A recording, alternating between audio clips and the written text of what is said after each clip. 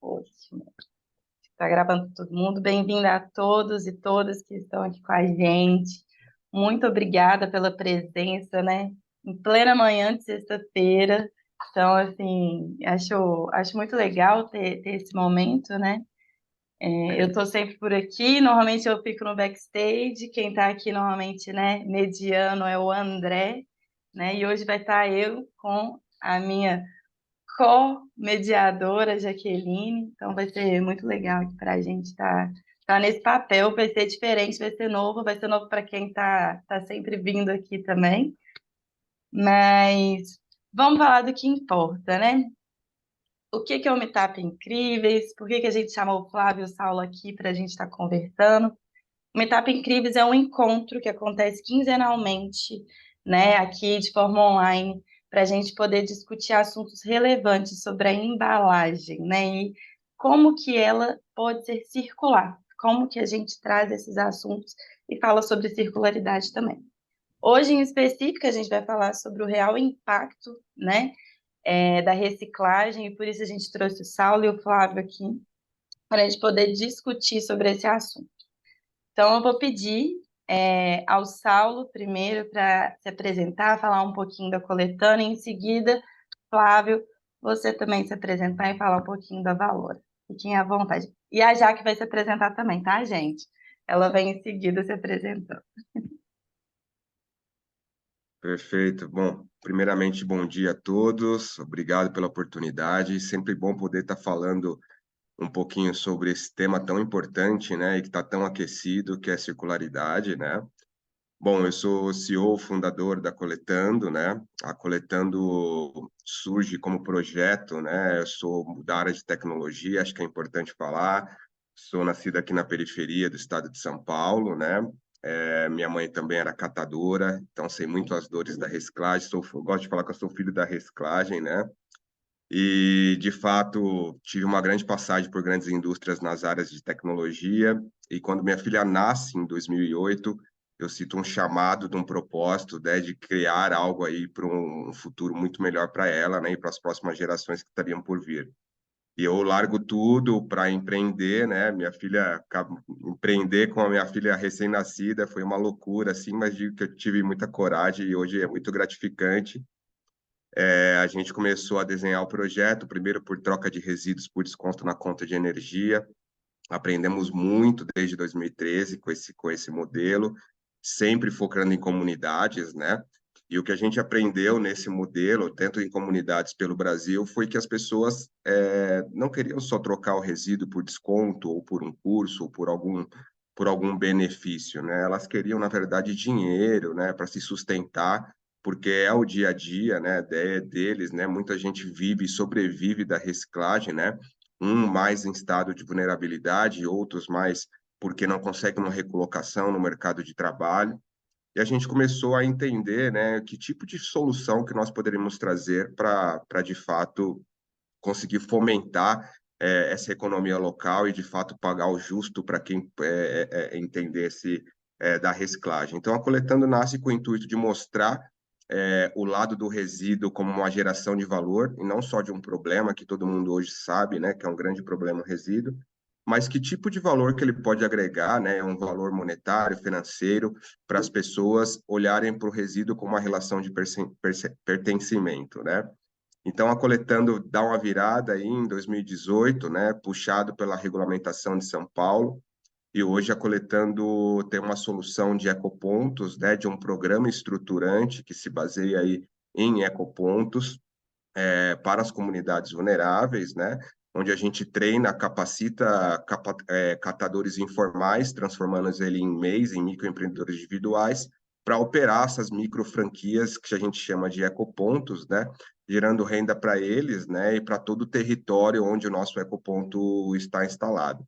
E aí a gente tem toda uma inteligência de BI por trás disso e também organizamos toda a logística para que esse material chegue na indústria com maior qualidade, né? E a gente tem conseguido justamente fazendo esse benefício. Então, hoje, quem participa do programa, né, vai até um ecoponto, se cadastra, ganha uma conta digital coletando, né, uma conta com cartão de crédito pré-pago, uma conta bancária mesmo, uma conta social bancária. E a partir daí, com as entregas, a gente fornece microcrédito, fornece seguros odontológicos, trazendo mais qualidade, mais acesso ao microcrédito para essa população tão marginalizada que estão nas periferias, né?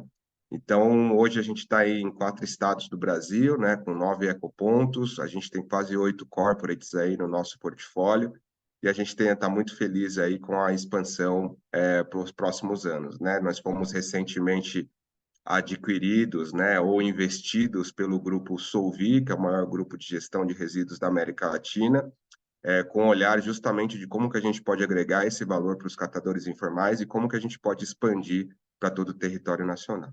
Então, agradeço mais uma vez a oportunidade aqui de poder compartilhar um pouquinho do que a gente aprendeu até aqui desde 2013. Obrigado. Obrigada, Saulo. Flávio, fique à vontade. Oi, bom dia. Parabéns aí, Saulo. Eu não conhecia a sua história aí. Estou muito feliz aí em saber que, a, que vocês estão seguindo uma jornada aí positiva, né, de sucesso aí. Então, e para quem nos ouve, né, eu sou Flávio Salsoni. Eu sou também cofundador da Valora, que a gente tem aí 2 anos e meio de operação. Eu vim da área, eu sou engenheiro químico, vim da área de sistemas e otimização. E meus 2 sócios vieram da Veolia, né, que é uma empresa também na área de resíduos. E aí, em 2019, a gente começou a trocar umas ideias. Eu estava me aposentando e eles aí, com metade da minha idade, cheio de gás para trazer novidades. A gente começou a estudar o mercado de resíduos, já que eles eram da área. E a gente começou a pensar em como é que a gente ia mapear as dores aí. Então, a gente estudou 2 áreas, a da indústria, né, para sentir quais eram os problemas que a indústria de reciclagem tinha. A gente visitou mais de 50 empresas aí em um ano para entender as dificuldades, processo, contaminantes, a questão do rejeito. E depois a gente foi para outra ponta, que é o nosso grande problema, né?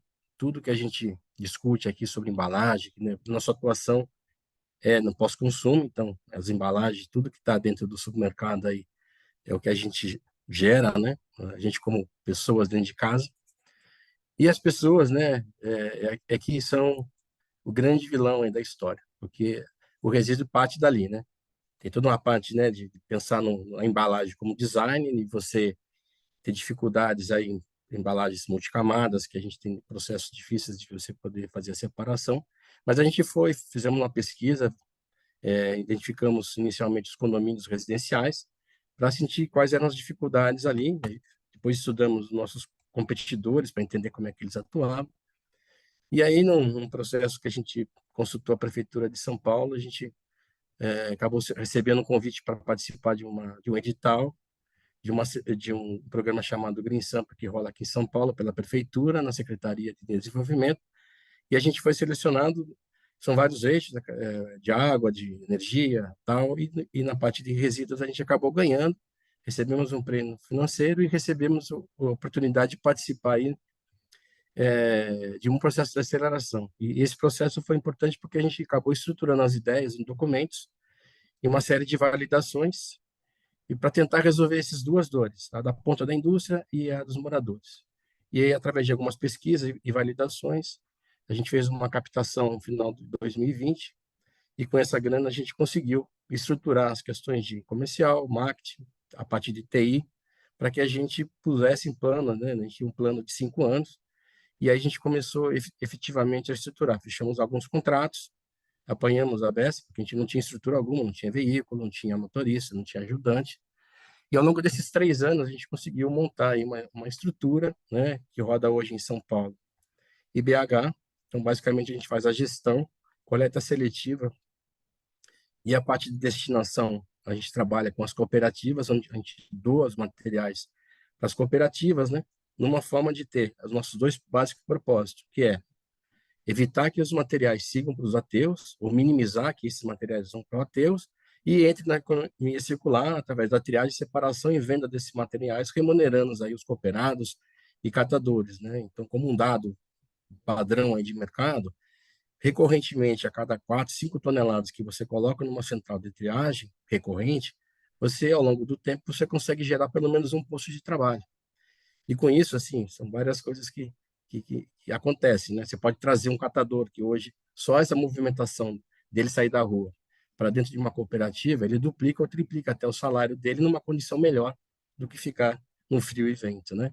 E com isso a gente conseguiu montar essa estrutura e ano 2020 a gente montou uma plataforma que chama Compra Compensada, olhando exatamente as compras online, onde tudo que você compra online, possivelmente aqui os participantes já fez uma compra online, e ali atrás tem uma embalagem.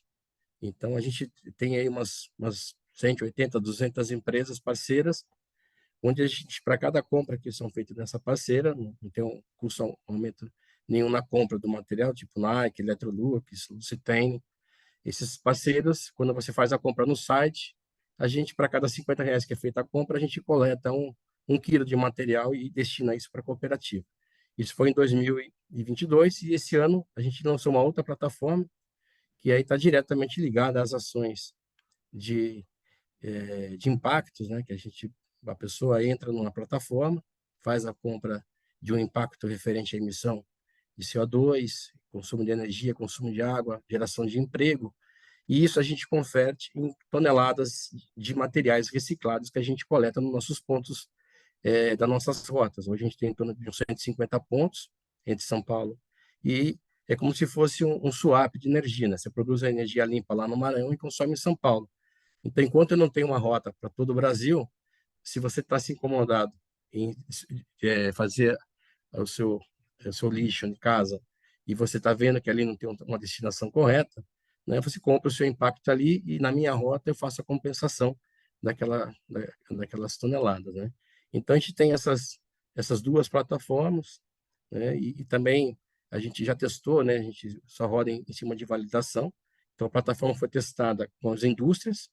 Então a gente escolheu na indústria de embalagens com uma fabricante de refrigerantes grande, na área de serviço com escritório de contabilidade e na área de condomínios com uma grande administradora aqui em São Paulo, que são os eixos. A gente validou, compraram o projeto, quer dizer, o que era a nossa validação?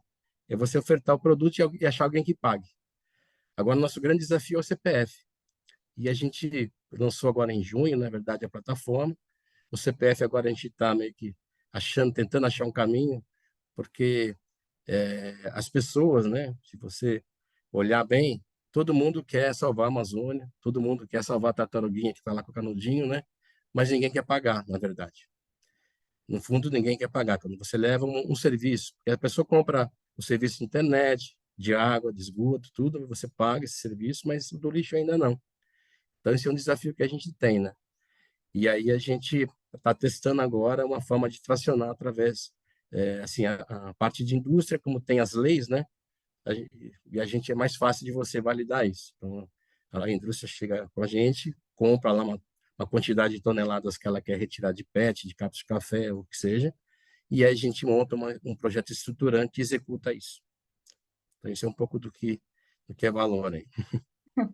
Muito bom, Flávio. Saulo, muito obrigada. Flávio, muito obrigada.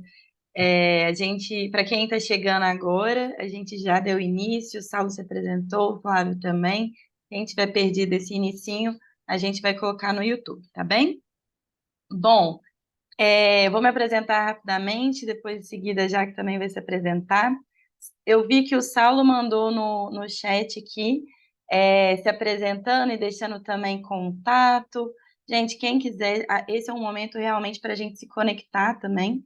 Então, quem estiver aqui junto com a gente, deixa também o LinkedIn, coloque ali os contatos, se conectem, né? A gente é uma rede, nós trabalhamos para isso aqui também. Então, aproveitem esse momento para poder encontrar pessoas que também pensam, né, fora da caixa, como a gente gosta de falar aqui no Hub, e olha para a circularidade, para a sustentabilidade, como a gente olha. Bom, eu sou a Natália Viola, sou líder de comunicação e design aqui do Hub Incríveis, e vou estar aqui, né, já, como já disse, vou estar aqui fazendo essa mediação junto à Jaque, que vai ser minha co-mediadora desse bate-papo que a gente vai estar falando, vai estar conversando aqui. Jaque, se apresenta e fica à vontade. Obrigada, Nath. Bom, pessoal, gostei de saber, Flávio, que você também é engenheiro químico, eu também sou doutora em engenharia química, especialista em sustentabilidade e trabalho no setor de inteligência de impacto da Banco, né, que é uma das co-criadoras aí do Hub Incríveis, uma idealizadora, né? Então, o Hub no início fazia parte da Banco e o ano passado ele cresceu muito, né, por meio de seus projetos. Ele começou é um braço da Banco, mas ele começou aí a ter a sua própria identidade mesmo, seu próprio CNPJ, né? Bom, esse meetup, esse tema, né, o impacto real da reciclagem, ele veio num bate-papo com um dos nossos patrocinadores, né? Então, hoje estão com o Hub atualmente a Heineken, né, que está representada pelo Breno, e a Bal. Hoje a Júlia não está aqui porque ela está de férias, mas estão sempre aqui conosco nos meetups. E essa conversa sobre esse tema, ela surgiu quando a gente estava definindo a nossa agenda, né? E a gente estava falando sobre o impacto da reciclagem, e aí a gente estava falando muito de embalagem, né? E aí depois a gente falou assim, nossa, o impacto é imenso, né? Porque a gente pode olhar tanto para a embalagem em si, mas a gente também pode olhar para o produto, por exemplo, né? Vamos comparar uma bebida gaseificada quando embalada em lata, quando embalada em plástico, né? A gente tem um impacto ali de precisar adicionar, por exemplo, muito mais CO2 numa bebida que ela é embalada na garrafa PET, né? Por conta da perda que ocorre. Então, assim, é imensurável, né? Quando a gente fala de impacto das embalagens e dos resíduos mesmo, a gente pode pensar lá no fim da cadeia, mas a gente pode pensar também durante todo o ciclo, pensar no impacto do produto e pensar no impacto, isso a gente está falando só do ambiental, mas pensar também no impacto social. Então, pensando nisso, pensando em todas essas vertentes, a gente falou assim, com quem que a gente vai falar? A gente queria trazer um catador aqui hoje, a gente não conseguiu, mas com certeza a gente vai ter outras oportunidades para trazer. Aí eu me lembrei do Saulo, muito assim, pela história dele, pela história da Coletando, e acho que o Saulo ali na Coletando, ele também lida muito, né, conhece diversas histórias dos catadores e pode nos contar mais a respeito.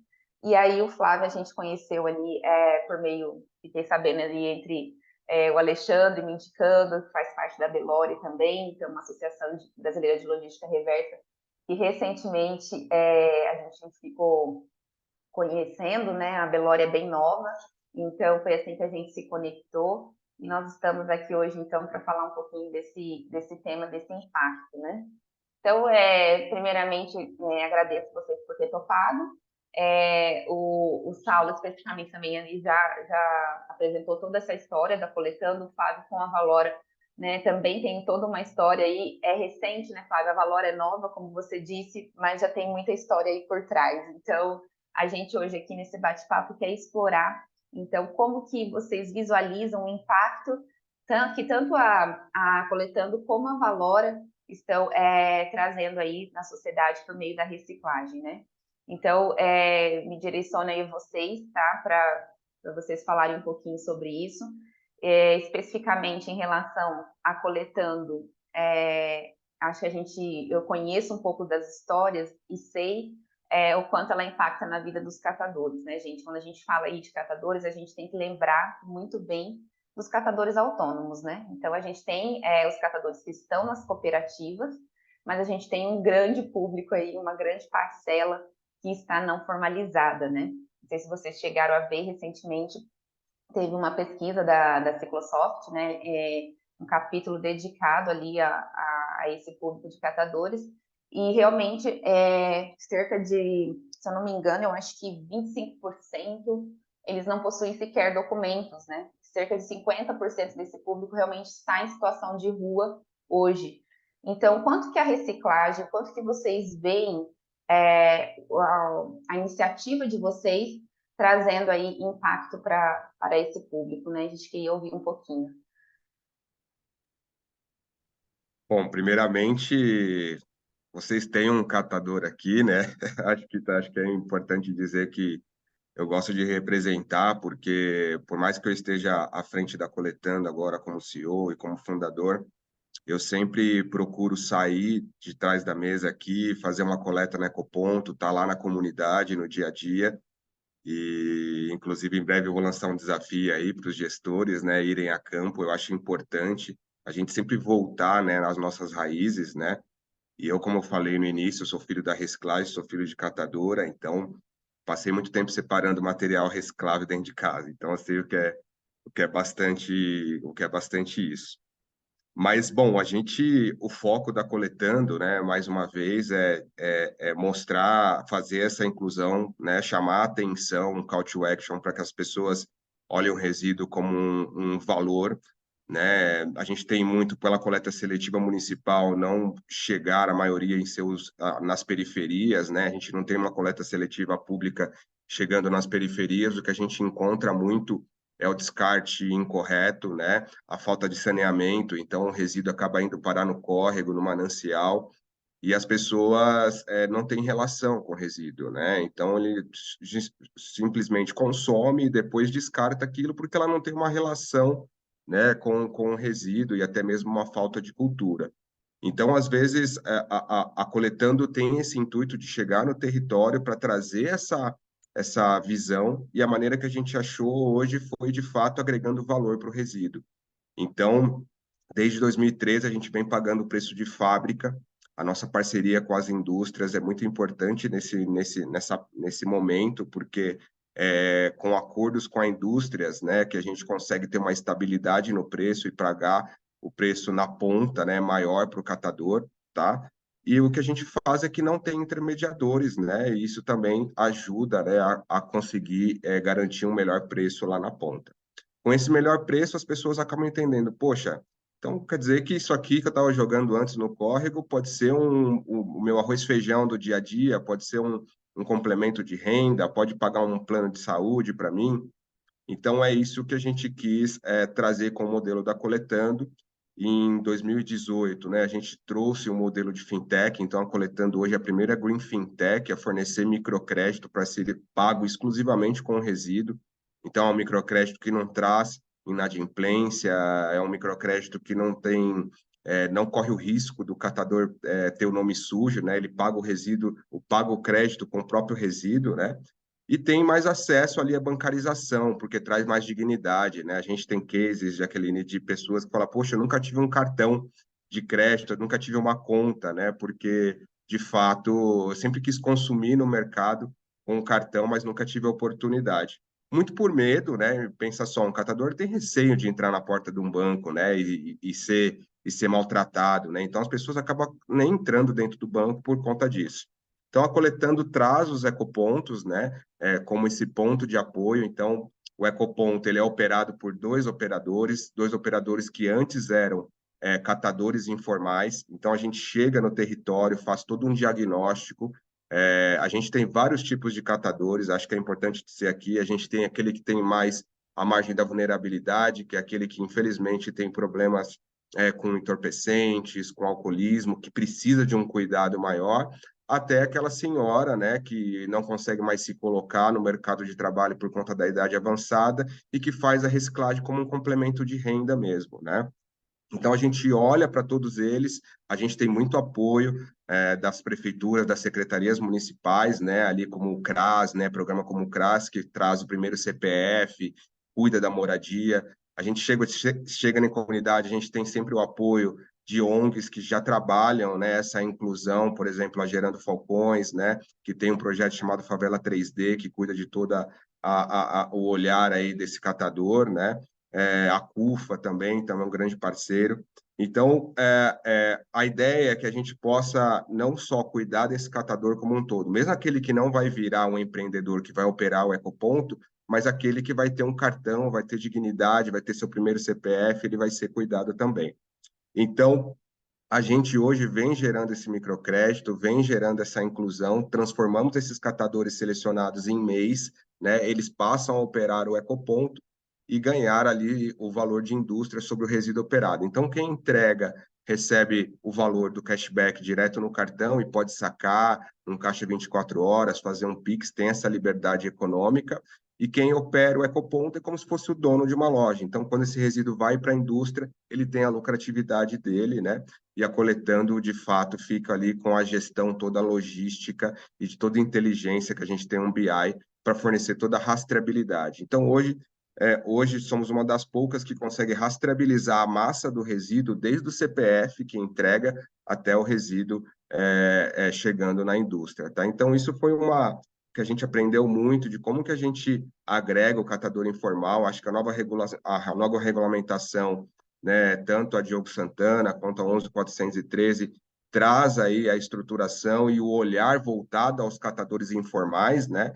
E como fazer isso, então, né? Então, a gente está desde 2013 formalizando catadores, né? Ou seja, por cooperativas, ou seja, transformando ele em MEIs, para que eles possam ter aí uma dignidade, infraestrutura e um trabalho digno.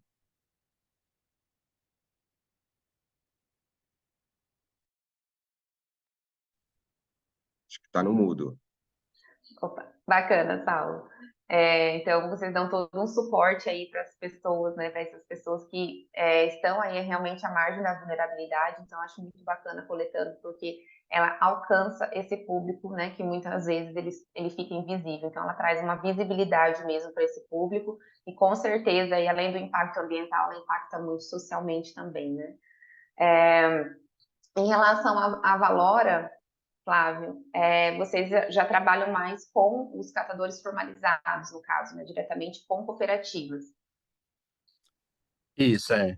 Como a gente, assim, é importante ouvir também aí o trabalho aí porque a gente começou com as cooperativas, né? Porque quando a gente começou a Valora, estava no meio da pandemia, né? Então a gente nasceu como uma empresa virtual, até o escritório, né? Hoje toda a equipe ainda opera home office e no nosso galpão que a gente tem na Lapa. E naquela época as cooperativas homologadas da prefeitura de São Paulo estavam fechadas, né? Porque tinha aí um investimento da prefeitura para bancar essas e algumas outras que não estavam. Então foi todo um processo da gente, quando a gente rodou o nosso primeiro MVP, aí a gente teve contatos diretos com os catadores, a gente escolheu um condomínio, fizemos aí um MVP durante 3 meses e os catadores, porque no início a gente tinha que destinar os materiais, a gente mesmo separava e levava para a sucata, né? E a gente entendeu que os catadores, pela limitação física, né, e também de espaço e volume, eles acabam trabalhando regionalmente nas regiões. Então, o começo foi importante para a gente entender as dificuldades deles nesses 3 meses. A gente entendeu que eles realmente não têm nenhum poder de barganha, porque ele coleta com as dificuldades todas de chuva, frio, né, carregando a carrocinha e tal. O Saulo deve saber bem disso, e ele leva para a sucata. Chega lá, é o preço da sucata, né, que ele tem que vender.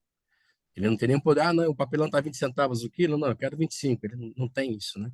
Então, realmente, a gente entendeu bastante isso, mas a nossa estrutura, quando a gente montou, a gente também queria aprender da cooperativa. Então, inicialmente, a gente achou uma cooperativa que, na época, que é a cooperativa Viva Bem, que foi nossa primeira parceira aí nas cooperativas, e foi importante porque eles também queriam os resíduos, né? Segundo eles, na época, teve muita concorrência, né? Porque teve muito desemprego, muita coisa, e aí muita gente virou catadora aí, né?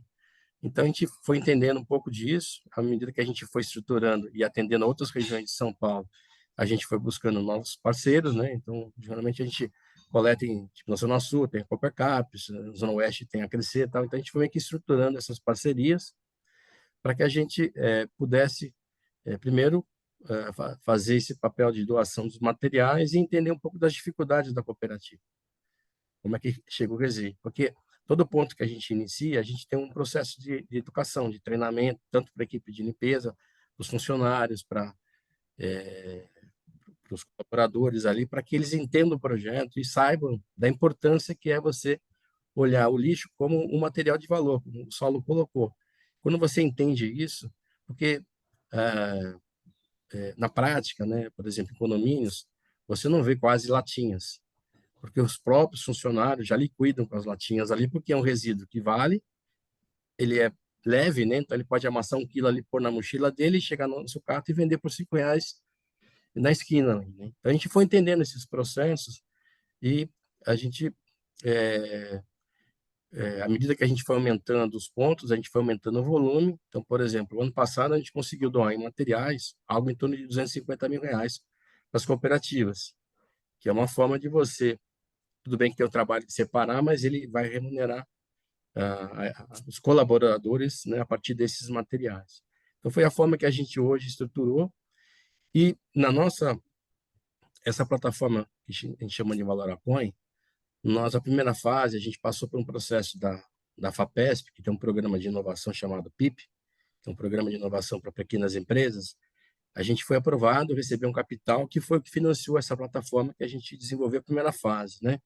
Na verdade, a gente gera, entrando um pouco mais em detalhes, né? A gente gera a rastreabilidade através, como o Saulo comentou, é importante que você faça esse rastreio para você ter um documento que comprove de onde você tirou, o horário que você tirou, né? Quanto você tirou ali.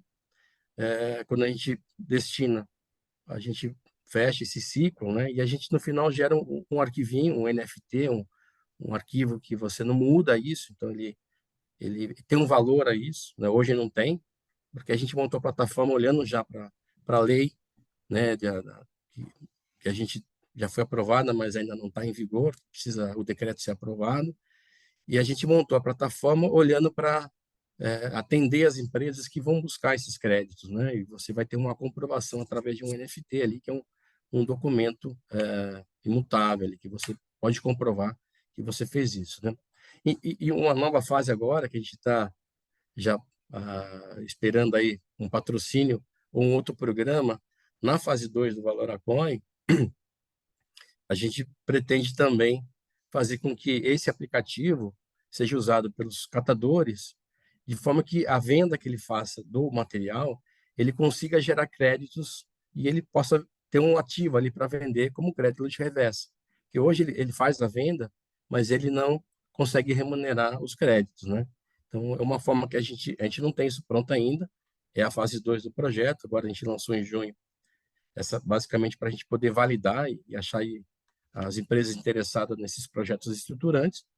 E a segunda fase, a gente entende isso também, né? Porque à medida que o catador consiga ser remunerado por uma coisa que ele já está vendendo, ele vai ter um ganho a mais sem nenhum trabalho, a não ser se cadastrando no nosso aplicativo. Então, aí são algumas ações que a gente está vislumbrando aí para trazer, né? Incluir mais esses catadores aí que dependendo das estatísticas, a gente fala em 800 a 1 milhão de catadores, né? A grande massa de material reciclável que a gente consegue trazer é por parte deles, né? Então, é um ente muito importante. A gente está passando por uma fase extremamente complicada no mercado hoje, porque os preços dos materiais caíram muito. Então, por exemplo, alguns meses atrás, a tonelada do PET estava em torno de 4, 5 mil reais. Hoje está em torno de 1.500, 1.800, dependendo do aparista que você consiga o melhor preço. O papelão também, então. E tem outras movimentações, né, que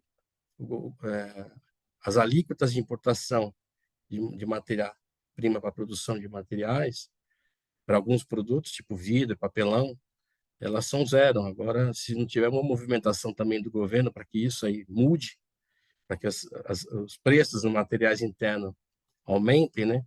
A gente tem uma questão social grave, porque se você pega uma cooperativa, eu vou dar um exemplo aqui de São Paulo, né? As cooperativas agora estão dentro da Secretaria de Desenvolvimento Econômico e Trabalho, que é a secretária Aline Cardoso. E um mês atrás teve um evento, né? E ela chamou essa classe para ouvir um pouco das dificuldades. Uma das grandes dificuldades é exatamente isso, né? Como o preço do material reciclável ele oscila muito e agora está muito baixo, você tem o mesmo número de funcionários, só que a sua receita cai pela metade. Então é difícil isso, né? Então essas são algumas coisas que a gente tem acompanhado, né? E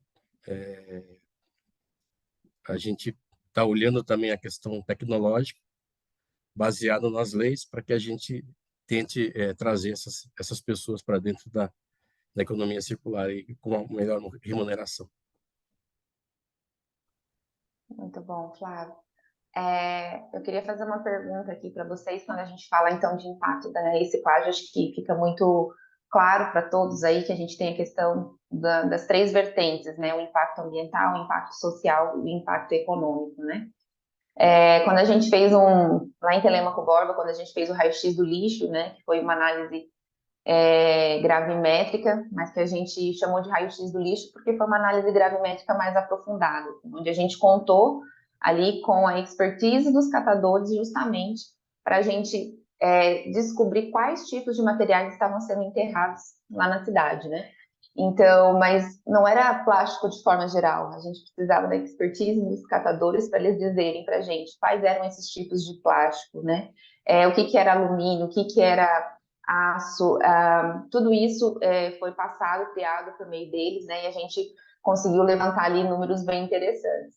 E de fato, como você falou, né? Como a gente, boa parte do que retorna para a indústria é feito, né, por esses catadores informais, né? A gente tem aí que, claro, a gente já é bem sabido, né? Que a gente tem aí a preferência pelo valor de mercado pelas latas de alumínio. Então, de tudo que a gente encontrou lá em Telêmaco e Borba, eu acho que a fração ali de alumínio sendo enterrada era a menor que a gente tinha lá. Mas ainda assim, a gente estava enterrando ali em Telêmaco e Borba, uma cidade pequena, né? De médio porte, digamos assim, cerca de 10 milhões ali de reais por ano, né? Então, pensa bem, né? Quanto que isso impactaria a vida das pessoas, quanto que isso impactaria o ambiente se esses materiais realmente estivessem voltando para a cadeia, né? E aí, pensando aí nos dados que vocês estão já tem todo um sistema aí de coleta de informações, né? O Saulo comentou aqui já que ele tem a Coletando fornece, inclusive, né, um BI aí com os dados. Queria saber um pouquinho, quando a gente fala de impacto, quais são os indicadores que tanto a Coletando quanto a Valora acompanham de circularidade aí desses resíduos, né? Indicadores tanto econômicos quanto ambientais e sociais. Muito bom, muito boa pergunta. Bom, eu acho que por trás da nossa sistemática, né, da Coletando, então cada ecoponto tem ali a sua base tecnológica, tem um computador, tem um leitor de código de barras, onde a gente faz a leitura inversa das embalagens, para também trazer para a indústria, né, os dados dos produtos, que tipo de produto a gente está coletando, a marca está mais presente em qual região do que na outra. Acho que a gente traz todo um BI hoje preparado para a indústria, para que ela não só tenha rastreabilidade e a certificação, mas que também tenha dados, né? Dados diferenciados de impacto ESG, né? Então, qual é o impacto na renda per capita dessas embalagens, né? Que as suas embalagens estão causando na periferia? Quanto de complemento de renda? Quanto de adicionalidade a gente está conseguindo trazer, né? Então, hoje, a Coletando, né, para as pessoas que viabilizam a infraestrutura, né, então nós temos um programa estruturante onde a indústria investe por meio de um parceiro, que é o ResChain, que é por meio de um blockchain, e recebem ali, então, tokens, né, referente ao material que será recuperado futuramente, que corresponde à massa futura, né? E conforme a gente vai subindo, então, toda a nota fiscal, o MTR e CDR, ele vai ativando esses tokens e garantindo aí a certificação desse investimento que foi feito pela indústria, né? Então, os dados, hoje a gente, por exemplo, né, nós começamos no início da Coletando, foi um projeto de P&D, de troca de resíduos por desconto na conta de energia.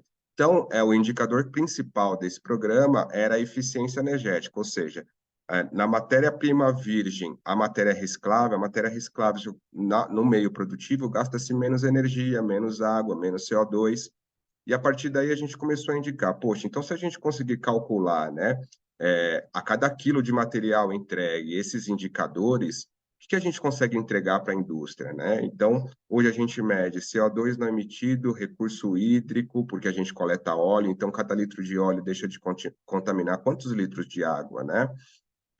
Energia, CO2, tá? A gente tem uma gravimetria muito fina. Outra coisa que a gente mostra muito para a indústria é o ticket médio, ou seja, hoje a gente tem um ticket médio de R$ 160 de adicionalidade, né, em cada cartão por mês para uma dona de casa simples, tá? E para um catador aí uma adicionalidade de cerca de R$ 1.500, tá? Estou falando aqui de adicionalidade, tá? No valor do material, no valor da renda, de incremento de renda.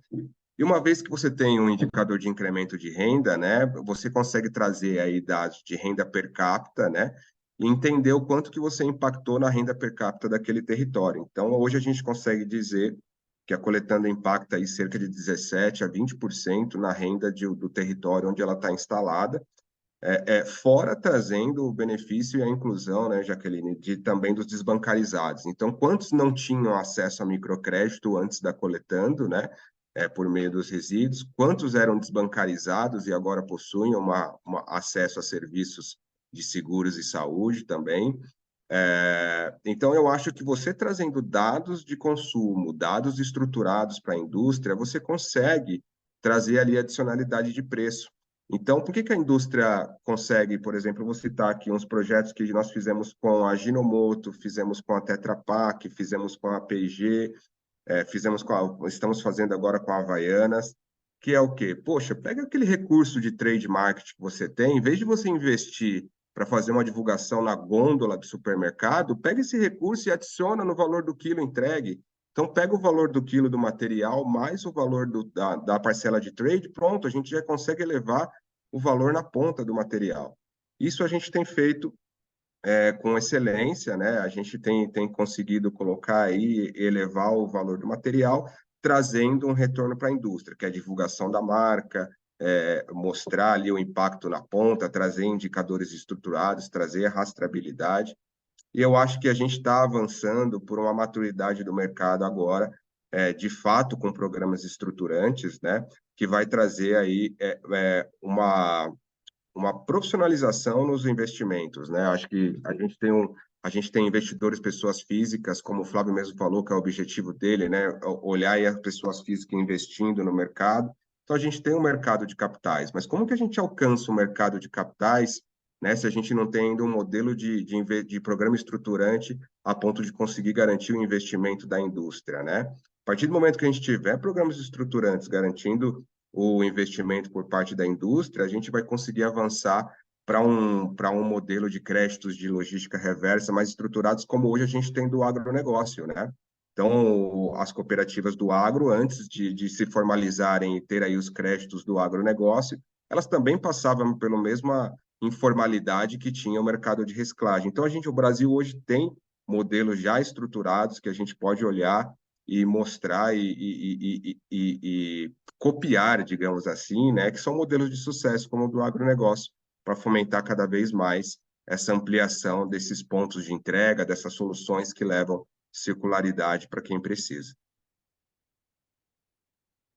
Muito bom, Saulo. Aí você falou tantos indicadores bacana. Não sei se você tem aí de cabeça, mas aquele que brilha teus olhos ali dentro da Coletando, que você fala, nossa, olha o impacto, né, que eu tenho até esse momento aqui, de quanto que eu mensurei. Você consegue trazer aí um para a gente? Claro. Bom, a Coletando é uma startup pequena, né? Hoje a gente tem 9 ecopontos em 4 estados do Brasil. A gente coleta por ano cerca de 1.500 toneladas, né? E agora, de fato, acho que eu comentei com todos, acho que quem não entrou anteriormente, né? Nós fomos investidos pelo Grupo Solvi, que é o maior grupo de gestão de resíduos da América Latina, responsável por 26% de todo o gerenciamento de resíduo. E a gente começou a entender, poxa, se um ecoponto que coleta 15 toneladas por mês não faz sentido para uma indústria, para bater as grandes metas das indústrias, vamos pensar em 4.000 pontos, né? E a estruturação de um programa estruturante para instalar de 100 em 100, de 200 em 200, né? Então, a Coletando parte para o próximo ano para instalar aí 100 ecopontos, né? Por meio de um programa estruturante, onde a gente já tem aí as empresas como o Tetra Pak, as empresas aí já aderindo a esse programa estruturante, e essas 1.500 toneladas, então, que a gente traz por ano, a gente passa a ter aí por mês, né? Porque se a gente colocar 15 toneladas por ecoponto, né? Fazer ele vezes 100, a gente tem aí cerca de 1.500 toneladas que podem ser reaproveitadas. E o grande indicador, além da tonelada recolhida, né, que são essas 1.500 por ano, ou essas 15 toneladas por ecoponto, de fato é a geração de renda. A gente coletando já gerou, nesses últimos 3 anos de existência, R$720 mil em renda e mais de R$200 mil em microcrédito para as pessoas, tá? E também agora a gente parte aí para operar seguros e serviços. Então, os catadores, as pessoas que vão ter até o ecoponto, elas vão poder ter acesso a um seguro odontológico, a um plano de saúde de baixo custo, tá? De R$ 10 ali, para ser pago com resíduo. Para ela pagar isso, é só ela levar o resíduo até o ecoponto. Então, acho que esses são os dois grandes indicadores: material recolhido e reaproveitamento. Tudo que a gente reaproveita hoje, 98% do que chega no ecoponto, ele é reaproveitado, tá? Por quê? Porque a pessoa, para receber o benefício, o material precisa estar limpo, seco e separado, tá? Então, com isso, a gente consegue reaproveitar 98% do material. Então, são três grandes indicadores aí que brilha nossos olhos. Muito bom, obrigada, Saulo. Flávia, e vocês aí, com menos tempo de Valora, mas eu ontem mesmo já fuçando ali no site de vocês, já vi que vocês monitoram aí vários indicadores também. Queria que você trouxesse também um pouco dessa visão de que vocês estão aí olhando, né? Porque sem a gente olhar para os indicadores, a gente também não consegue traçar um caminho melhor. Então, queria que você compartilhasse um pouquinho com a gente. Tá. Não, primeiro que eu concordo 100% aí com o Saulo, né? A gente é pequeno, né? Também a Valora, além de ser nova, ainda é pequena, né?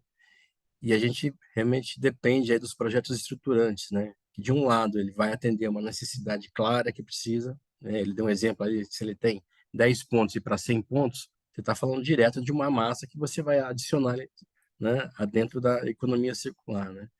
E a gente é a mesma coisa, né? A gente mede aí os principais indicadores de impacto, a gente traça aí a questão de emissão de CO2, né? Tudo a gente massa convertendo para emissão de CO2 para o mesma massa se tiver que produzir os materiais. Então, a emissão de CO2, a questão de consumo de água, consumo de energia, a questão de evitar o corte de desmatamento de árvores, a questão de quantidade de metros cúbicos, né, que são colocados nos aterros sanitários. Então, é um exemplo típico, né? Talvez aqui alguns morem em condomínio de apartamentos, mas se a gente pegar um condomínio de 100 apartamentos, a gente está falando, morando aí 4 pessoas em média, esse condomínio ele gera por mês 1 tonelada de resíduo reciclável na média. Então, se a gente está falando aqui, esse mesmo condomínio, ao ano ele gera 12 toneladas. Em um ano, você está evitando de cortar 84 árvores para essa massa ser processada por um outro papelão que vai ser feito na indústria. Você está evitando de cortar aí 84 árvores. Outro dado interessante, esse mesmo volume, ele gera 244 metros cúbicos.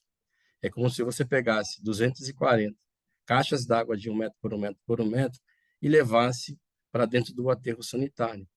Então, é muito impacto, só que as pessoas não têm essa dimensão, né? É um consumo de 15 kWh por um mês de 100 apartamentos com 4 pessoas. Então, essa massa economiza a energia que esses moradores sem apartamentos de 4 pessoas consomem em um mês. Então, é muito consumo que a gente não percebe. E, por exemplo, a gente tem um projeto estruturante de coleta de vidros, porque, no fundo, a gente atende uma necessidade da indústria que faz a garrafa, porque a garrafa, quando você gera o caco, ela é uma matéria-prima para entrar dentro dos fornos que produz lá a garrafa. Então, a gente atende uma necessidade, que é um insumo básico na produção, que é a energia elétrica. Então, se você economiza a energia, por exemplo, quando você usa o caco na produção de garrafa, você pode economizar até 2% do consumo de energia. E atende uma necessidade de um material que ninguém quer levar. Por quê? Ele é muito barato, ele quebra, ele é perigoso porque ele corta, ele é pesado, né? Então ninguém quer esse material. Tanto é que você vai numa sucata, é 10 centavos, 5 centavos o quilo da garrafa. Por isso que não tem tanta atratividade, né? Então a gente tem que olhar também para materiais específicos, né? Outro projeto que a gente tem também é a questão de cápsulas de café, que você consegue reaproveitar alumínio, plástico, a borra para fazer compostagem, né? Então, os indicadores básicos são esses que a gente mede. A gente gera geralmente nos pontos um relatório mensal para dar esse indicativo de qualquer impacto que aquele ponto está gerando, seja ele um grande gerador, seja um condomínio residencial. E também as questões de massa que a gente consegue trazer para dentro das cooperativas, né? que, na verdade, se você pegar um preço médio aí de tonelada, a gente entrega em torno de umas 300 toneladas aí, só em São Paulo, por exemplo. Então, são alguns indicadores que a gente acompanha. E agora também tem os indicadores de impactos da nossa operação. A gente inicialmente trouxe um veículo elétrico, né? A gente importou um caminhão elétrico da China, a gente foi tentar comprar aqui lá atrás, buscou alguns parceiros, achava que a gente estava louco e tal, e eu vim da indústria, né? Trabalhei muitos anos, meus sócios também. A gente achou um caminho, importamos o caminhão, testamos, quebramos a cara, não era esse, estamos importando um outro agora, um outro modelo, um outro tamanho, porque a gente acha também que essa pegada, se a gente conseguir, a gente vai ter metade sim, uma parte da frota hoje é elétrica, né? A gente tem alguns veículos. Quando você monta um projeto estruturante, não dá tempo de você trazer, leva 6 meses para importar, especificar tudo. Então, a gente acaba rodando em uma parte da frota ainda com os veículos convencionais. Então, a gente mede aí essa questão de logística. Quando você faz uma operação com um veículo elétrico, a emissão é praticamente zero. Você tem as emissões dos resíduos que estão ali dentro, tal, mas efetivamente do veículo é praticamente zero, né? E você tem uma outra parte interessante que quando você consome energia limpa, né, para carregar a bateria ali, ele tem um custo muito menor também. Então são algumas coisas que a gente mede, né? A gente, como a gente em BH a gente roda com frota ainda convencional, em São Paulo é uma frota mista. Dentro de um projeto estruturante, a gente está trazendo esse outro veículo para testar, para ver se vai adequar, né? Porque acaba que você gera outros mercados, né? A gente também está negociando com o nosso parceiro lá na China, porque a gente traz esses veículos no risco, porque você não consegue vender aqui no país. Depois, se você, pô, eu quero comprar esse caminhão, você não consegue vender porque você não tem a documentação. Você gera uma documentação legal para você rodar, mas não para você fazer a venda. Então, eu tenho que colocar esse custo dentro de um projeto estruturante para que a pessoa invista junto com a gente. Então, são algumas coisas que a gente mede aí, tanto da operação e quanto dos impactos diretos com os clientes, né? Muito bom, Flávio. Então, esses indicadores aí que vocês estão medindo hoje, eles norteiam vocês, né? E tem algum aí que especificamente você fala assim, esse aqui é o que nos guia, é o que a gente busca otimizar? Com certeza. O que mais motiva é a geração de emprego. Geração de emprego. Porque você pode gerar emprego dentro da Valora mesmo, né? Porque a gente tem um galpão onde a gente usa como laboratório, então a gente sabe a gravimetria do ponto que a gente retira. Então é importante entender, por exemplo, a gente contratou para a gente entender e propor os projetos estruturantes em função da massa que a gente retira, é uma massa mista, né? Então eu tenho que saber qual que é a proporção que eu tenho de PET, de PE, de PP, de BOP. Então a gente contratou algumas cooperativas para fazer a gravimetria do material que chegava direto lá. E dentro do nosso galpão, a gente montou lá uma central, mini central, para a gente ver a qualidade, né? Porque você tem um grande dilema nesse mercado, né? Eu falei lá no começo que a nossa grande dificuldade são as pessoas. E se você não chega com uma comunicação na pessoa, você não consegue converter essa pessoa, né? A gente fez algumas pesquisas, de 100 pessoas, 25% não está nem aí, 75 pessoas desses 75% está interessada e 50% dessas pessoas fazem alguma ação. E no nosso, por exemplo, e a dica é simples, é separar o sujo do limpo. Porque na central, ele vai recuperar.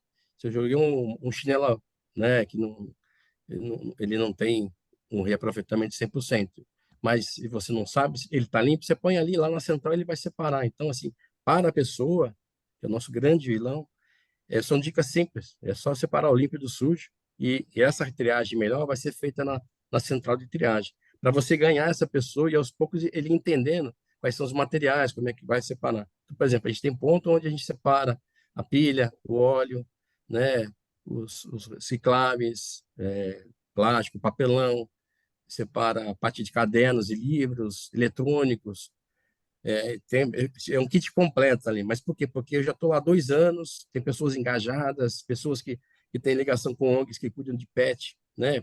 As tampinhas que vão vender e cuidar lá dos cachorrinhos, gatinhos e tal. Então, é uma conquista isso, né? E para você chegar nessa maturidade, você tem que meio que convencer as pessoas que isso é um projeto importante. Uhum.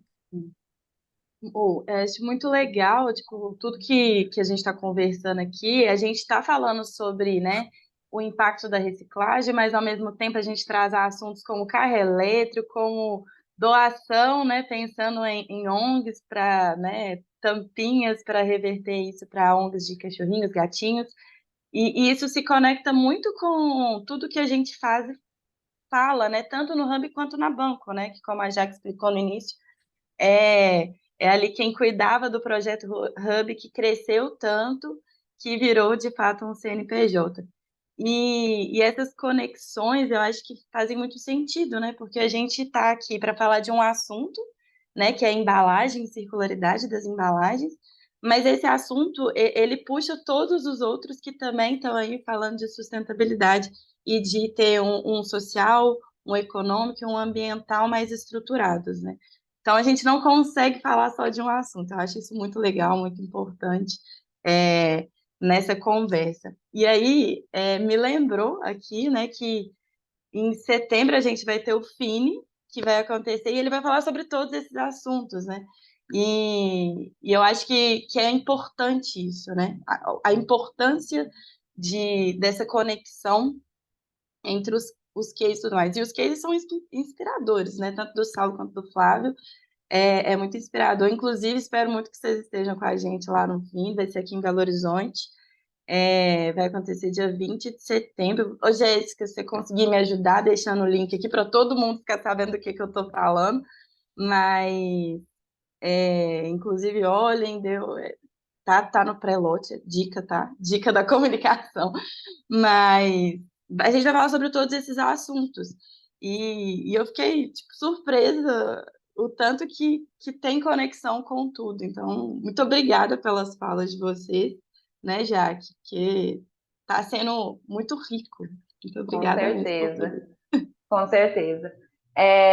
Uma das coisas aqui que a gente até estava batendo um papo aqui antes de começar, né, a importância da gente num país como o nosso, um país de dimensões continentais aí, a gente olhar para os problemas do território, né? Inclusive, o meetup passado foi sobre reuso, né? E a gente vai fazer um workshop sobre reuso no dia 7 de agosto, onde a premissa ali do workshop a gente vai começar discutindo sobre o que é reuso de fato, né? Então, se você olhar o termo reuso tecnicamente, a gente vai falar de reuso quando, digamos que a garrafa de cerveja, ela volta ali para o seu ciclo e ela não passa por um reprocessamento, digamos assim, né? Ela continua sendo a garrafa de cerveja, ela só vai passar por um processo ali de higienização e vai voltar para o mercado com cerveja. Então, tecnicamente, esse seria o conceito de reuso, e a gente sempre tem que, de acordo com a pirâmide de priorização aí do gerenciamento de resíduos sólidos, né, a gente deve primeiro olhar para o reuso e depois olhar para a reciclagem, porque, em tese, o reuso ele seria o que vai impactar menos no ambiente. Mas, num país como o nosso, de dimensões continentais, nem sempre isso se aplica, né? Essa realidade se aplica. Então, pensar numa logística reversa de uma garrafa que tem que chegar intacta de novo na indústria, né? Vindo de um país aí onde a indústria está lá, muitas vezes lá na região sudeste, então a garrafa, o resíduo foi gerado lá no norte. Então, quanto que a gente vai ter de pegada de carbono para retornar de fato essa garrafa e fazer o seu reuso? Será que a reciclagem, nesse caso, realmente olhando ali para a pirâmide de priorização, a reciclagem não vai estar acima do reuso em termos ali dos impactos gerados, né? Então, é muito importante a gente olhar para territórios, né? Porque acho que não existe aí uma verdade absoluta sobre o que é melhor. E pensando nesse viés de territórios mesmo, eu queria que vocês falassem aí, o Flávio também já está atuando em mais de um território, assim como o Saulo, se vocês encontraram nessa jornada peculiaridades, né, nos territórios onde vocês foram trabalhar, foram atuar aí, peculiaridades que fizeram vocês mudar alguma coisa no negócio, tiveram que adaptar devido às peculiaridades, ai gente, até travei aqui, peculiaridades territoriais. Então, acho que essa pergunta, ela vem muito aí vai muito de encontro aí ao objetivo do Hub mesmo, da gente falar de dados reais, né, e não apenas aquilo que tem que ser feito independente, né, que é dito como que tem que ser feito de forma geral, porque a gente tem que considerar aí o território. Vou começar aqui, Flávio, seguindo o que a gente está fazendo. Bom, a diversidade total, né? Assim, todos os territórios que a gente encontra, nenhum é igual ao outro, né? A gente tem, infelizmente, né, por a reciclagem ter crescido na informalidade, o que a gente mais encontra são pessoas trabalhando com reciclagem, mas ela nem sabe o que é a Política Nacional de Resíduos, por exemplo, qual o papel dela no ciclo todo, né? Então, pessoas desacreditadas, né? Quando a gente chega e fala, olha, você pode ser um empreendedor, ganhar muito mais, né? E ser assim, isso, aquilo. Fica um pouco de descrença, porque a pessoa foi tanto tempo invisível, né? Ou esquecida, digamos assim, que fica, às vezes, difícil de converter esse pensamento. Então, uma coisa que a gente fez foi ter um programa de empoderamento mesmo, tá? Desse catador, que vai desde o acompanhamento dele de dentro de casa até como uma microfinança, por exemplo, para ajudar ele a entender que é possível guardar dinheiro, é possível investir. Então, assim, esse informal que vira um empreendedor, um MEI, a gente faz uma capacitação, um empoderamento dele mesmo, para que ele se transforme até como pessoa e tenha esse potencial, né, aguçado ou trazido para fora. Outra peculiaridade que a gente encontra muito territórios do terreno, né? A geografia de cada um é muito diferente, então você, Jaqueline, acho que foi até da proposta do TC100, né? Eu lembro que em Telêmaco Borba a gente tem um triciclo elétrico, né? Um tuk-tuk elétrico, que faz parte do nosso modelo, do nosso ecoponto. Então, a gente tem um ecoponto que recebe o resíduo mais passivo e a gente tem um triciclo elétrico que faz a coleta porta a porta, fazendo esse ativo, né? Então, também foi uma das coisas, por exemplo, dentro de comunidade, né? A coleta seletiva, o caminhão de lixo, por exemplo, não chega. Então, se você vem em algumas comunidades aqui em Santos mesmo, estou falando de São Paulo, até no Rio de Janeiro, onde a gente também está, você tem comunidades que o container fica lá embaixo, na entrada da favela. Ou seja, o morador tem que sair lá de cima do morro para descer tudo o morro para jogar o resíduo lá embaixo no container. Então, como é que a gente vence esse obstáculo? Como é que a gente vai coletar o resíduo da senhora, do senhor, que não tem condições físicas de descer o morro para descartar o resíduo lá, né? Então, todos esses insights a gente foi aprendendo com o tempo, com a nossa trajetória, e tudo isso foi pivotando o nosso negócio, né? Então é isso, acho que a diversidade é total, nenhuma comunidade é parecida com a outra. A gente tem comunidade que, infelizmente, é uma realidade no Brasil, tem mais criminalidade do que a outra, e a gente tem que ter a permissão para trabalhar dentro da comunidade. Então, trabalhar resíduo no país já é um grande desafio, e ainda trabalhar um resíduo dentro de uma comunidade, a gente foi de fato aí um grande aprendizado para coletando. Justamente, Saulo. E a gente conversou exatamente sobre isso, né? Quando a gente fala de reuso, quantas pessoas vão ter realmente condições de pegar a sua embalagem e levar ela retornada até o mercado, né? Então, por que o reuso ele não pega tanto no Brasil, né? Então, a gente vai discutir muito isso no nosso workshop e a gente quer trazer, assim, o conceito de reuso para o nosso Brasil. O que é o reuso aqui para o nosso Brasil e quais são as possibilidades de reuso que realmente são possíveis, né? Então, é bem bacana essa sua fala aí, porque conecta muito mesmo com o que a gente tem falado sobre reuso também, e ali para reciclagem também, da mesma forma, né? Que a gente sabe que nem a coleta seletiva, ela não passa em todos os bairros, né? Por mais ali que a cidade tenha, tem muitos locais, né? Especialmente por habitação irregular, que o caminhão não vai chegar. Então, como que a gente conversa e traz soluções aí, seja de reuso ou de reciclagem, para essa população também, né? Muito bom. Flávio, e você? Vocês atuando aí em diferentes cidades, vocês conseguiram identificar necessidades de adaptação a um determinado contexto? Na verdade, você não precisa mudar muito de cidade, viu? Né? De um condomínio para o outro, você vê a diferença já rodando. Se eu pegar assim, micro-região, Zona Oeste de São Paulo, condomínios com acima de 100 apartamentos, até 400 apartamentos.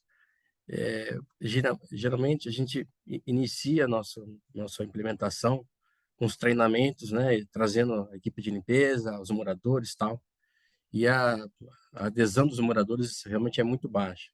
E nosso grande desafio é a comunicação, como é que eu mando essa comunicação para dentro desses condomínios, como exemplo aí, para que ele entenda do projeto e tal. Então, a gente leva aí de 3 a 4 meses para a gente sair de um rejeito de 65% de material ruim para 25, 15%. Condomínio top, a gente está em 15, 18% de rejeito, e isso é medido na prática mesmo. Lá no galpão, a gente separa um lote, né? Separa, tria isso e vê a questão de orgânico, rejeito, e nas 3 frações, né? Recicláveis, rejeito e de orgânico, né? Em termos de negócio, quando a gente foi para BH, foi porque a gente rodava aqui já os projetos que a gente chama de PA, que são os planos de assinatura para os condomínios e grandes geradores, e quando a gente foi para BH, a gente colocou uma pessoa no comercial lá para tentar levar essa ideia, né? Mas, assim, a grande barreira, né, é pagar. Como é que eu vou pagar para o lixo? Porque o morador, a pessoa, né, que é o nosso primeiro tema lá, nosso grande vilão é a pessoa, né? Ela abre a porta, dependendo do condomínio, se a coleta não andar, ele põe o lixo para fora e ele acha que desaparece. Poxa, abri a porta, pus ali no hall, a equipe de limpeza passa, leva, desapareceu o lixo. Opa, que legal, né? E então nossa grande barreira sempre foi isso. Por isso que a plataforma que a gente criou, o Valoracon, e a compra compensada, que é outra plataforma, são formas de a gente financiar a coleta, que é o mais caro, que é a logística, né? Você montar a equipe como ajudante, motorista, veículo, combustível, e tal, para pagar isso. Então, tanto a Valoracon quanto a compra compensada são formas que a gente viu de quebrar essa barreira de entrar. Então, a gente pivotou em BH, a gente fechou um projeto com um grande gerador, que é um supermercado online, né, que ele tem lá a distribuição, e a gente teve que incluir uma coisa que a gente não fazia, que é também coletar o orgânico. Então, especificamente nesse contrato, a gente teve que mudar, montar uma estrutura de plateu, gerar MTR, gerar alguns documentos que são necessários para atender esse contrato. Mas como o contrato foi estruturante, paga, então, maravilha. Pagou, a gente faz, né? E para a gente tentar atingir outras regiões do Brasil, a plataforma dá essa oportunidade para quem quiser investir. Então, posso ser uma indústria lá de Fortaleza e quer investir no impacto, e a gente vai coletar aqui onde eu estou coletando, BH, São Paulo, essa massa, para compensar alguma ação que ele queira fazer. A gente achou alguns caminhos, né, para tentar essa questão, mas a questão cultural ela é importante. Você vai lá, no BH a gente não conseguiu, rodou um ano lá tentando prospectar pontos de condomínio, viu que não estava.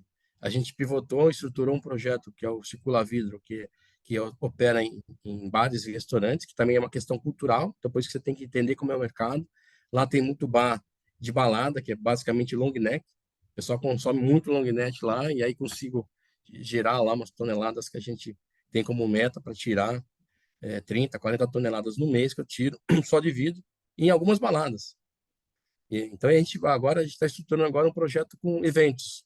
Porque eventos, pelo menos lá, também gera-se muita garrafa.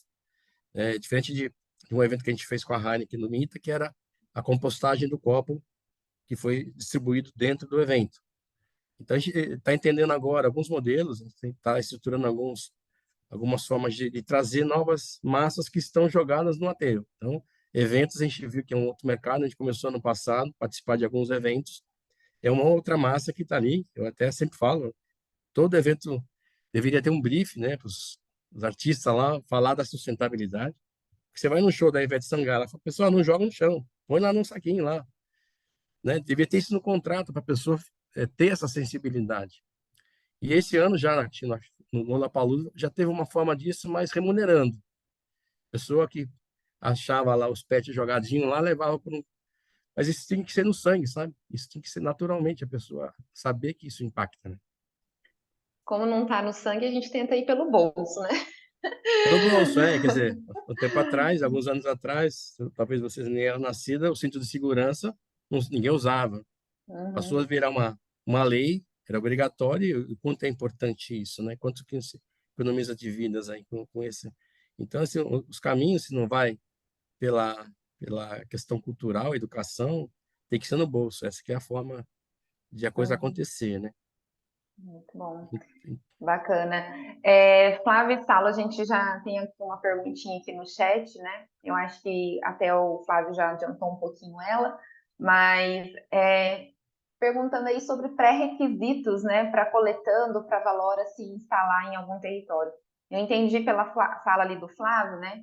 Eu acho que também a gente teve, quando a gente conversou com o Grupo Muda lá no TC100, né, que ele também faz um trabalho ali com os condomínios, então, para eles funcionarem no território, eles precisavam que a lei de grandes geradores estivessem ali aprovada e sendo realmente tirada do papel, né? Não só ali aprovada no papel, mas que realmente os grandes geradores estejam sendo cobrados ali para dar a destinação para o seu resíduo, né? Porque senão, como que vai fazer, né? Um condomínio pagar por esse serviço, sendo que a prefeitura vai lá e coleta o material dele, né? Então, acho que esse era um grande pré-requisito na época lá quando a gente conversou com o Grupo Muda, né? E queria entender de vocês aí se vocês têm mais alguns outros pré-requisitos que vocês falam isso, a gente precisa ter para se instalar, isso é o mínimo que a gente precisa ter para o nosso negócio, nosso modelo de negócio funcionar, ou se é mais a questão da lei de grandes geradores mesmo, tem mais alguma outra coisa?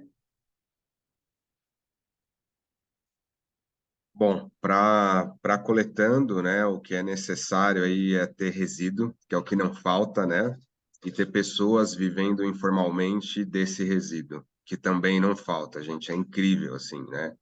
A gente fala nesse número de 800, 1 milhão de catadores, eu tenho um número na minha cabeça 4 a 5 vezes mais que isso, porque tem uma classe que é catadora que não entra nessa conta, né, e que a gente vê em todo o território. Então, resíduo e pessoas vivendo desse resíduo informalmente é um requisito básico para coletando poder atuar, né? E também, claro, né, a importância de ter a logística mais estruturada, e isso a gente conseguiu, de novo, né, com essa parceria com o Grupo Solvi, a gente que está aí praticamente em diversos municípios do Brasil, isso nos apoia para ter todo o apoio logístico, né? Que a logística, como o Fábio mesmo disse, é um grande gargalo. Então, quando você tem um transbordo próximo, uma logística já mais estruturada próximo do território, fica muito mais fácil para a gente, né? De fato, ter ali, como o Fábio também disse, quem investiu nesse estruturante, nesse programa, nessa infraestrutura que vai ser alocada ali, porque se você tem um investidor, você consegue viabilizar uma logística um pouco mais cara, você consegue viabilizar um pagamento melhor pelo resíduo.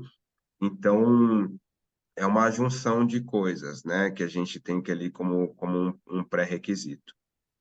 E a gente tem conseguido, a gente já atuou aí nos extremos, aí, em periferias bem afastadas mesmo das grandes capitais, e tem dado certo, né? Quando a gente tem essa junção de fatores aí que nos impulsiona e que faz viabilizar essa instalação nesse território. Muito bom. Realmente isso não falta, né, Saulo? A gente tem esse número aí, como a Nath colocou aqui no chat também. Ele já é um número aí que há alguns anos ele foi divulgado, né, uma estimativa, mas a gente sabe realmente que com a pandemia esse número aumentou e a gente precisa de fato aí estar olhando para essa rede invisível e tá mapeando aí a sua dimensão, né? E ela não falta e ela reflete muito sobre o nosso país, né? Então, como você disse, em qualquer cidade, né? Às vezes a pessoa não acha que não tem, lá em Telêmaco também eles achavam que não tinha, respondia o SNIS falando que não tinha catadores, mas quando você olha para um território, gente, sempre vai ter catador, né? Então, com certeza, aí, olhando por esse lado, a Coletando poderia estar em qualquer território, né? Flávio, e vocês, além da questão da lei dos grandes geradores, tem mais alguma assim, consideração que vocês precisam olhar para algum território, né? Também tem uma outra pergunta aqui específica para vocês, do Leandro. Como a Valor está pensando em desenvolver a estratégia para aumentar a presença em novos territórios? Colocam estruturas próprias, buscam parceiros ou representantes? Como por partes, né? Não, assim, a lei do grande gerador, se a gente for na prática, né, para a gente não é um empecilho, porque São Paulo tem e ela não funciona. Você, porque assim, qualquer CNPJ que produz em São Paulo, né, acima de 200 litros, tem que contratar uma empresa privada para fazer a coleta e destinação e gerar documentação para comprovar isso. Não existe em São Paulo. Você tem nas grandes marcas, né? McDonald's, Subway, essas empresas que são mais visíveis, possivelmente pode servir algum tipo de fiscalização, que não era a função da ANLURB. Agora, com a SP Regula, pode ser que crie um órgão de fiscalização que eu acho pouco provável, porque é muito grande. Então, você tem que criar um mecanismo, né, e ser eficiente. Então, assim, a gente tem que passar de gerar leis só para constar que existe a lei. Mas, na prática, quem está no dia a dia, você vai lá no... Por exemplo, a gente atua muito em grande gerador. Né? Para chegar lá, não, eu ponho que a papelão o catador leva, maravilha, mas o restante, latinha alguém leva, e o restante que sobra ali vai para o aterro. Não tem isso. E como a logística, exemplo de São Paulo, é dividida em duas grandes empresas que são donas dos aterros, quanto mais eu coletar e levar para o aterro, eu recebo pela coleta e recebo pela destinação. Então, tem algumas coisas que a gente tem que olhar como cidadãos e olhar para isso, né? Porque não pode ser isso. Uma cidade como São Paulo, que coleta seletiva só atinge 30%, e das regiões mais centrais, né? O Saulo comentou que na periferia dificilmente o caminhão vai subir em algumas regiões pela questão de não entrar o caminhão, tal, né?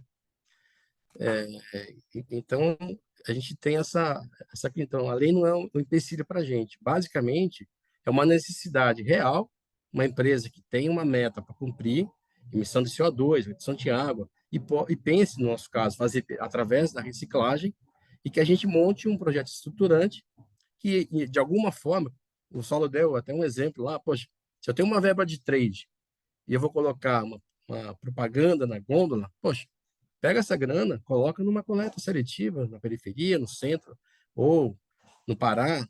E outro ponto importante é que a gente tem que entender que o material reciclável ele tem que ter uma cadeia por perto. Não adianta você gerar isopor numa região que você não tem o processamento desse material.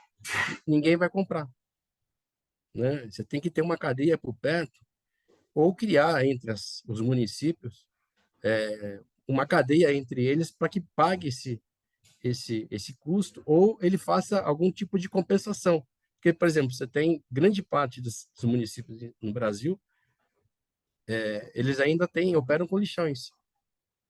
Se você tem uma indústria que tem que destinar e ela tem que gerar uma documentação e a própria cidade não tem essa estrutura, ela poderia ter um benefício se ela compensasse.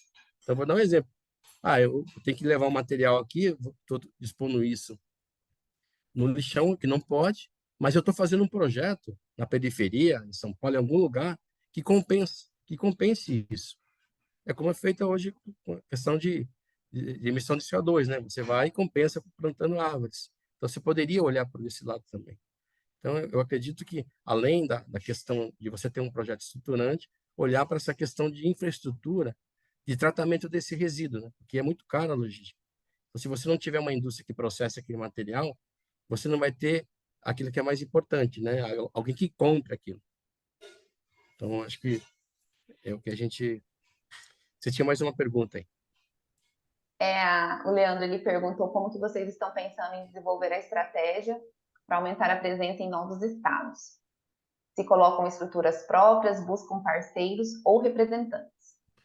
Não, a gente busca parceiros, porque assim, esse é um mercado de muita potencial. Então, essa semana saiu um noticiário no Valor Econômico, né, que a gente gera nesse segmento 25 bilhões de reais e tem um potencial de 70. Você não consegue fazer isso sozinho. Você tem que ter parceiros locais que comprem ou tenham o mesmo propósito que o seu, que vai lá na frente representar a empresa, né? Então, assim, a gente busca parceiros, a gente vai, obviamente, usar desse know-how que a gente tem de trazer os veículos elétricos, que eu consigo trazer um custo muito mais competitivo, bato cabeça, mas eu já gerei também parceiros de mecânica, de elétrica, isso me fez aprender também, Uhum. né? Outra coisa, a questão tecnológica, né?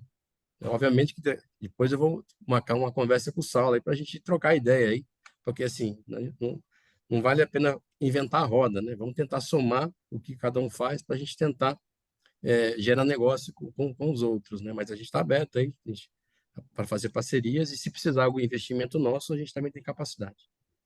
Legal demais. A gente está chegando nos últimos minutos da nossa conversa. Nem parece, passou muito rápido. Foi muito bom.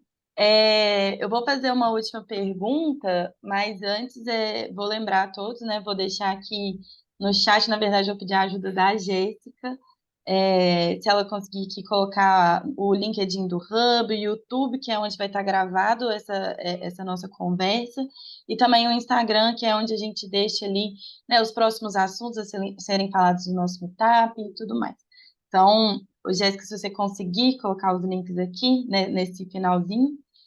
E para fechar, né, essa nossa conversa, eu vou trazer a pergunta da Patrícia Rodrigues, que foi o seguinte: como funciona a coleta sobre os resíduos de papel cartão? Exemplo, cartuchos de caixas de remédios. Vocês querem discutir, falar um pouquinho sobre isso antes da gente finalizar a nossa conversa?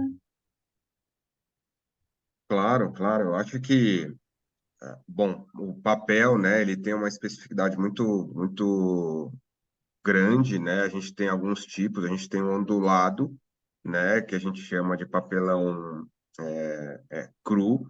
A gente tem o misto, né, que é onde tem aquela impressão. Então, o ondulado puro, a gente pode ter até aquela impressão sem aquela película fina por cima da caixa de papelão. Quando tem aquela película fina por caixa do papelão e da impressão, ele já é um misto. Aí a gente tem o papel branco. Então, esse do papel cartão entra muito no misto hoje no Brasil, né? A gente tem discutido com algumas empresas, como Klabin, Suzano, né, que mais se interessam por esse cartonado, de como estruturar, né, e valorar esse material, né, que é importante, né? E isso está muito presente nas caixas de remédios, né? A gente tem muitas iniciativas aí que já colocam PEVs, né, ou urnas de coleta em farmácias, né? Então a gente tem a Rede do Brasil e outras redes aí que já operam esses modelos de PEV para coletar especificamente os medicamentos, mas também é uma legislação recente, né? E está todo mundo olhando nessas oportunidades. Mas o papel cartão ele é bem reciclável e hoje para a gente recebe muito nas comunidades, pelo menos, esse tipo de material, tá? E a gente encaminha para o reciclador correto, né? Hoje a gente vai direto para a indústria, né? Ou a indústria indica o reciclador que recebe esse tipo de material. Assim como o da Tetra Pak, que é o multicamada, assim como o próprio laminado, né? Que vai para o Denk Brasil. Então, cada material aí tem o seu valor agregado, independente do tipo que ele for, né? O importante é que a gente traga o parceiro para construir o valor adequado para ele e a logística adequada também. Nath, está no mudo. Ops! Ops. Muito obrigada, Saulo, pela explicação. A gente está chegando ao fim, né? Então, muito obrigada ao Saulo, ao Flávio, por estar aqui compartilhando todo o conhecimento com a gente, a Jaque por estar conduzindo comigo esse momento, e a todos e todas que estão participando aqui com a gente. Vai ficar gravado, né? Para quem perdeu alguma coisa ou quiser revisitar, ou enviar também para alguma pessoa que acha que vai ser interessante. Vai estar no nosso YouTube. A Jéssica já deixou o LinkedIn aqui também do Hub Incríveis para vocês poderem acessar. Lá também tem o nosso YouTube, tem o nosso Instagram, vocês podem ficar à vontade. Qualquer dúvida, qualquer coisa também que vocês precisarem, chama a gente, eu e a Jaque, a gente está disponível. A gente vai estar lá nas redes também para se precisar. E é isso, gente. Muito obrigada mesmo pela presença. Daqui 15 dias a gente volta com mais um assunto muito relevante aí sobre embalagens e circularidade. E é isso. Muito obrigada, Saulo. Muito obrigada, Flávio. Obrigada a todos e todas que estão aqui. E até a próxima. Agradeço muito também ao Flávio e ao Saulo por terem topado estar aqui conosco nessa manhã de sexta. É sempre muito rica aqui as discussões que a gente tem, então também deixamos o convite aqui a todos os participantes, né? A gente sempre sabe que tem pessoas de empresas aqui presentes, então se vocês quiserem também participar como convidados do Meetup, é só entrar em contato com a gente por meio das nossas redes, fica aqui o convite, tá bom? Flávio e Saulo, muito obrigada. Desejo a todos, gente, um excelente final de semana. Foi muito bom estar com vocês. Espero que a gente mantenha aí contatos para os nossos próximos projetos, tá? E vou mandar o convite do nosso workshop de reuso para vocês dois aí. Combinado. Eu agradeço muito a oportunidade. Desejo um bom dia a todos aí. Também agradeço aí a oportunidade e vou deixar um desafio de teste de engajamento de cada um que está participando. Entra lá no nosso site, valoracom.com.br e veja se você é uma pessoa engajada. Aí faça o seu impacto ali. Obrigado. Maravilhoso. Opa! Muito bom. Vamos entrar, já vamos fazer. Exatamente. Valeu, obrigado. Hein? Obrigada. Obrigada. Até mais, pessoal. Tchau. Tchau, tchau. Tchau.